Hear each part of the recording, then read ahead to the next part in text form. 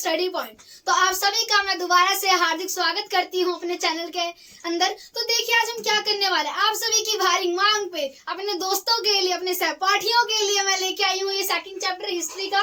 देखते हैं इस फर्स्ट पार्ट के अंदर हम क्या क्या कवर करने वाले हैं, एक नजर डाल लेते हैं क्या दिक्कत है। देखो चैप्टर का नाम है राजे, किसान और नगर। देखिए हम क्या कवर करने वाले, प्रिंसिप ऑफ प्रियदर्शी को जानेंगे ये है क्या, फिर हम जानेंगे अभिलेख और अभिलेख शास्त्र क्या होता है, हम जनपद और महाजनपद को जानेंगे, हम जानेंगे 6वीं शताब्दी ईसा पूर्व को जो है परिवर्तन काल क्यों कहा जाता है, क्यों माना जाता है, फिर हम जानेंगे 16 महाजनपदों में जो प्रथम था वो मगध क्यों था, यानी मगध को इतना महत्व क्यों दिया जाता था। तो देखिए जो जेम्स प्रिंसेप थे वो ईस्ट इंडिया कंपनी के क्या थे, अधिकारी थे। क्या थे?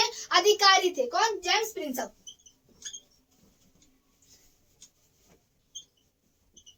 जेम्स प्रिंसेप इन्होंने जो है कब 1830 के अंदर ब्राह्मणी और खरोष्टी लिपि का अर्थ खोज निकाला था। इसके द्वारा हम जो है अशोक के अभिलेखों को पढ़ने में सक्षम हो पाए। उसके अंदर कुछ उपाधियों का भी वर्णन किया गया है। प्रियदर्शी, क्या? प्रियदर्शी। आप ये सोच रहे होंगे कि प्रियदर्शी क्या होता है। इस उपाधि का उपयोग अशोक को संबोधित करने के लिए, अशोक के लिए किया गया था। ठीक है, तो देखिए प्रियदर्शी का मतलब क्या होता है, एक बार देख लेते हैं। क्या? मनोहर मुखाकृति वाला राजा, यानी कि बहुत ही सुंदर राजा, मनोहर मुख आकृति वाला राजा, इतना आकर्षक राजा। ठीक है, तो ये होता है इसके अंतर्गत। इसमें क्या है, यानी ये हमने कैसे पता किया कि जो है इस उपाधि का उपयोग जो है अशोक जी के लिए किया गया है, क्योंकि कुछ अभिलेखों के अंदर तथा कुछ जो हमारे अभिलेख हैं सिक्कों पे, क्या मोहरों के ऊपर, और इसके अंतर्गत क्या है कि कुछ अभिलेखों में सिक्कों के लिए जो है सिक्कों में क्या कुछ उत्कीर्णित नाम मिलते हैं जो कि अशोक जी का नाम है, उनकी उपाधियों का वर्णन किया गया है, यानी प्रियदर्शी किया गया है। प्रियदर्शी का मतलब होता है मनोहर मुकृति वाला राजा, जो बौद्ध साहित्य है, क्या बौद्ध ग्रंथ के अंदर जो है अशोक जी को जो है एक महान शासक की नजरों से देखा जाता था। उन्हें एक जो है ग्रेटेस्ट क्या किंग माना जाता था, किसमें? बौद्ध धर्म के अंतर्गत। ठीक है, तो हमने ये समझ लिया कि प्रियदर्शी क्या होता है। एक और आपकी प्रॉब्लम सॉल्व कर देती हूँ। अगर आपके पेपर के अंतर्गत जो है डेट आती है, मान लीजिए 1830 आती है और बाकी कोई और डेट देते हैं, ठीक है, अगर उसमें क्या है 1827 है, ठीक है, तो आप 1827 क्या 1827 को टिक कीजिएगा, 1830 है उसे टिक मत कीजिएगा। अगर कोई और डेट है 1827 नहीं दी गई है तो आप 1830 को टिक कीजिएगा। ठीक है, तब आपको 1 नंबर मिल पाएगा, क्योंकि जो है हमारी एनसीईआरटी के अंदर हमें 2 डेट देखने के लिए मिलती है। ये पूरी पक्की डेट है और इसे जो है इसके लमसम है, यानी लगभग बोल सकते हैं हम। ठीक है, तो ये आपके लिए ठीक रहेगा, आपका 1 नंबर बच जाएगा। आप तो मेरे प्यारे सहपाठी हो, आपका 1 नंबर मैं कैसे देख सकती हूँ कटते हुए। चलिए शुरू करते हैं, हम दूसरे पॉइंट को जानते हैं कि इसके अंतर्गत है क्या। देखिए अब क्या करने वाले हैं हम, यहाँ पे दे रखा है अभिलेख और अभिलेख शास्त्र। पहले आपको मैं बता दूं अभिलेख होता क्या है, क्या जानेंगे हम, अभिलेख होता क्या है। तो देखिए मान लीजिए ये एक अभिलेख है, ठीक है, ड्राइंग पे मत जाइएगा, मेरी भावनाओं पे जाइएगा, बातों को समझने का प्रयास कीजिएगा। ठीक है, तो अभिलेख क्या होता है, अभिलेख जो होते हैं पत्थर, क्या पत्थर, धातु, मिट्टी, क्या मिट्टी, ठीक है, मिट्टी पर जो है और जो बर्तन, ठीक है, ये हो गया, पत्थर हो गया, धातु हो गया, ठीक है, मिट्टी, इनके बर्तनों पे क्या, इनके बर्तनों पे जो है जो उत्कीर्णित किया जाता है उसे अभिलेख कहा जाता है। अभिलेख जो है छेनी हथौड़ी के माध्यम से, क्या छेनी हथौड़ी के माध्यम से शब्दों को उत्कीर्णित किया जाता है, उन्हें अभिलेख कहा जाता है। अब आशा करती हूँ समझ आ रहा होगा। जो अभिलेख को लिखते हैं उन्हें अभिलेख शास्त्री कहा जाता है। ठीक है, तो ये होता है अभिलेख क्या होता है, अभिलेख शास्त्री क्या होते हैं। ठीक है, तो जो हमारे अशोक जी है, कौन, अशोक जी के जो है शासन में सबसे ज्यादा क्या मिलते हैं, अभिलेख मिलते हैं। जो इतिहासकार हैं उन्हें प्रेरणा का स्रोत मानते हैं, उन्हें जो है एक महान प्रेरणा का स्रोत माना जाता है। कौन, इतिहासकार मानते हैं अशोक जी को, क्योंकि उनके अभिलेखों के माध्यम से हमें तिथि का, तारीख का, उनके साम्राज्य का पता चलता है, वो किस प्रकार के राजा थे, उनका नेचर क्या था, उनका जो है किस प्रकार से वो प्रजा के लिए कार्य करते थे, उन सब चीजों के बारे में हमें पता चलता है। ठीक है, अशोक जी के बारे में। तो देखिए अभिलेख से हमें किस प्रकार की सहायता मिलती है। ठीक है, अभी हमने ये जानना है कि अभिलेख होता क्या है और अभिलेख कौन लिखता है। अभिलेख शास्त्री लिखते हैं। ठीक है, अब हम क्या जानेंगे, जो अभिलेख है, क्या अभिलेख से जो है हमें तिथि पता चलती है। कुछ अभिलेखों पे जो है तिथि लिखी होती है। क्या लिखी होती है? तिथि, जिससे कि हम बताते हैं कि किस तिथि में लिखा गया था, है ना। इससे हमें पता चलेगा किस तिथि में लिखा गया था। और हमें बहुत सारे अभिलेख मिल रहे हैं, मान लीजिए बहुत सारे अभिलेख मिल रहे हैं मुझे, तो इससे मुझे क्या पता चल रहा है कि साम्राज्य की सीमाओं का पता चल रहा है कि कहाँ तक उनका साम्राज्य फैला हुआ था। अगर मुझे मान लीजिए कहीं और अभिलेख मिल रहे हैं, यानी कि यहाँ तक जो है अशोक जी का जो साम्राज्य था वो फैला हुआ था, तो इससे हमें पता है सहायता मिलती है अभिलेखों के माध्यम से। अब थोड़ा हम दूसरे पे जाते हैं। ठीक है, आशा करती हूँ समझ आ रहा होगा। प्लीज लाइक सब्सक्राइब कीजिएगा मेरे चैनल को। तो देखिए इसमें क्या है, हमने ये भी समझ लिया, बहुत आसानी से दिमाग में फिक्स हो गया है, ये भी समझ आ गया है। अब हम जनपद और महाजनपद जानेंगे। परेशान मत होइए, एकदम 2 मिनट में समझाती हूँ क्या होता है। देखिए जनपद, अब देखिए जनपद क्या है, जन प्लस पद। ठीक है, इन 2 शब्दों से बना है जनपद। ठीक है, तो जन का मतलब क्या होता है ये जान लीजिए, जनता होता है। क्या होता है? जनता। और पद का मतलब क्या होता है? पैर होता है। क्या?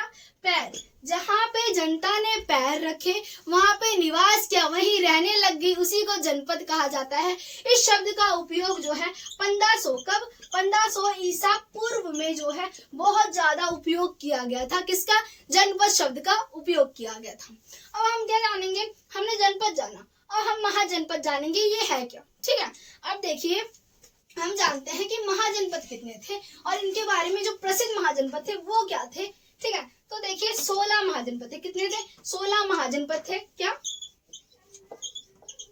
जैसे कि हम सभी जानते हैं कि 16 महाजनपद थे। इसमें कौशल, कुरु, पांचाल, अवंती। क्या? कौशल, कुरु, पांचाल,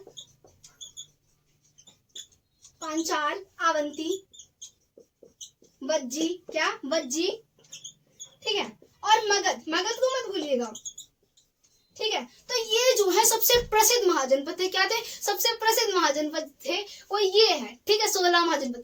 जो हमारे महाजनपद होते थे उनकी एक राजधानी होती थी। क्या होती थी? राजधानी होती थी। और राजधानी को जो है किलों से यानी किलेबंदी की जाती थी और उसके लिए जो सैनिक रखे जाते, सैनिक जो है उसकी निगरानी करते थे किलेबंदी की। ठीक है, तो ये समझ आया। अब महाजनपद के अंतर्गत हमने ये समझ लिया कि क्या किलेबंदी की जाती थी, है ना। और इसमें 16 महाजनपद कौन सा प्रसिद्ध महाजनपद था, है ना। तो हम चलते हैं थोड़ा आगे, है ना। तो देखिए हमने ये जान लिया है कि 16 महाजनपद थे, उनकी राजधानियां जान ली, शासक। प्रत्येक महाजनपद पर एक क्या राजा का शासन होता है। प्रत्येक महाजनपद पर जो है राजा का यानी क्या राजा का शासन होता था। ठीक है, परंतु कुछ जो होते गण और संघ के नाम पे जो प्रसिद्ध महाजनपद होते थे उस पे क्या है समूह का शासन होता था। ठीक है, क्या समूह का शासन होता, जो गण और संघ के नाम से प्रसिद्ध महाजनपद होते थे उन पे। एक बार जान लेते हैं गण और संघ को। ठीक है, क्या गण और संघ को जान लेते हैं। गण का मतलब होता है समूह। क्या? समूह होता है, जनता या फिर लोगों का समूह। क्या? लोगों का समूह। और देखिए इसका संघ का मतलब होता है सभा। क्या? सभा या संगठन। क्या? संगठन। ठीक है, इसका मतलब ये होता है जो महात्मा बुद्ध और ठीक है महात्मा बुद्ध और जो हमारे महात्मा बुद्ध और महावीर जी। कौन? महावीर स्वामी।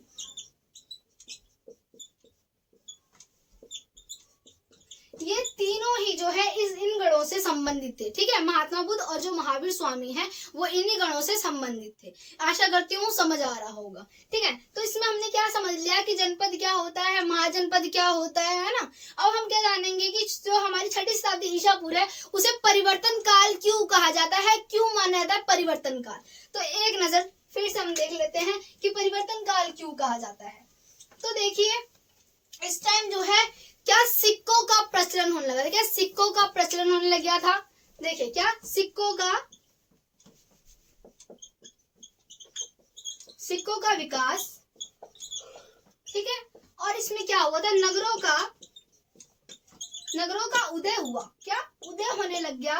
और फिर क्या है, नगरों का उदय होने लग गया, सिक्कों का प्रचलन होने लग गया, यानी सिक्कों का विकास और प्रचलन दोनों ही एक होता है, ठीक है।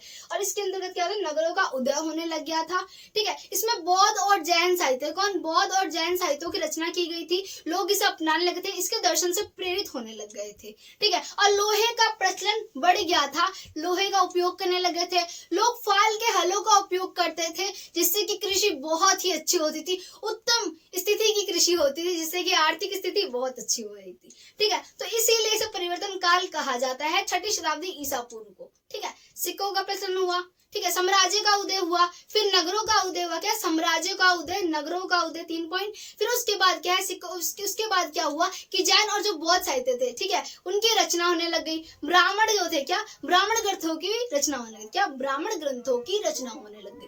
तो इसीलिए क्या परिवर्तन काल माना जाता है। अब थोड़ा हम आगे आते हैं और चीजों को और समझते हैं। अब हमारा आता है टॉपिक जो है वो 16 महाजनपद, ठीक है। में प्रथम जो है मगध। अब जानते हैं मगध के बारे में, मगध इतना प्रसिद्ध क्यों था, ठीक है। तो देखिए, उपजाऊ भूमि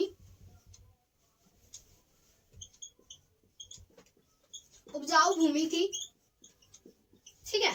और इसमें क्या है कि जो हाथी थे, क्या हाथी की उपलब्धता थी, ठीक है। और क्या हुआ था, सिक्कों, क्या जो लोहा था, ठीक है, लोहा बहुत भरपूर मात्रा में था, प्रचुर मात्रा में लोहा था, क्या लोहा जो था,